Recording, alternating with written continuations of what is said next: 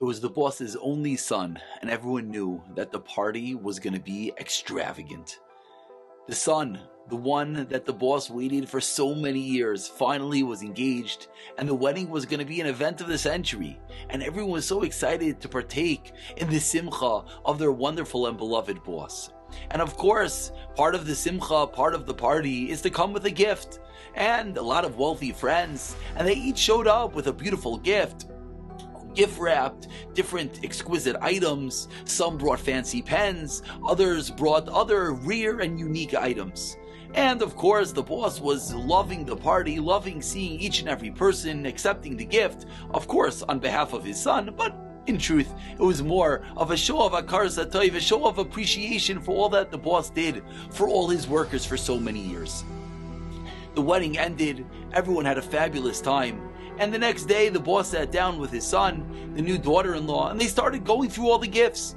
And they started looking at each gift and each note and each beautiful item one after the next. And then they reached a certain envelope that seemed pretty small. So the boss thought, must be a nice check inside. And the boss opens it up and he finds a coin and a letter. And the boss is intrigued. Maybe it's a rare coin, maybe it's a collector's item, and he got so excited to read the letter explaining how he's holding $1 million coin. And he starts reading the letter, and it's a letter from an employee of his for so many years, someone who he brought up from nothing and really made it in his life. And the boss starts reading, Mazel Tov, it was a wonderful simcha, thank you for including us, and I hope you enjoy the coin as a gift. And then he signs his name, and then in the PS he explains, unfortunately, I lost almost all my money. I don't have anything left. This coin is not rare, it's not an antique, it's not really worth much, but it's the little bit that I had, and I wanted to make sure to partake in some small way. So please take this coin as my gift to you.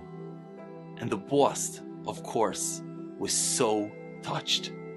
And almost a tear formed in his eye. And he meant so much to him.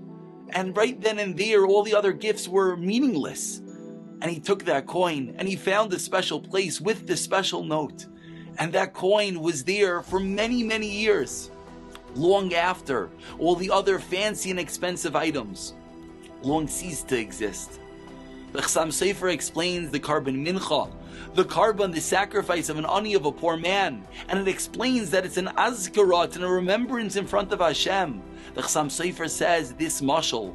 Chassam Sofer explains that it's a remembrance. It's that little coin. It's showing God, I have nothing, but I want to give you something. But even deeper, he says that each and every one of us in our lives, we have areas that unfortunately we are poor. We have areas that we could serve God from that place of lowness, that we could find that little coin to give to Him. Someone might have money, so for him to give a big donation, for him to donate a building is one beautiful level of tzedakah.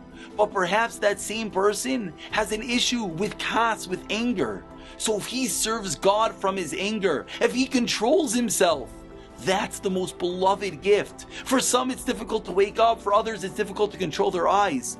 For some, davening is very hard. Perhaps giving tzedakah is difficult. In each and every area, every person can find their carbon mincha, their place where they could serve God from that lowly area, to find that coin to write that beautiful and personal letter to the boss, explaining that in this area we have nothing. We're so low.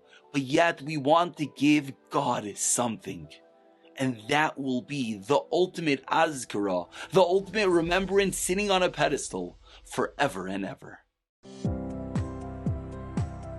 Thank you for listening to the Guard Your Eyes Daily Chizuk broadcast. Pass them on to your friends and help spread Kedusha in the world.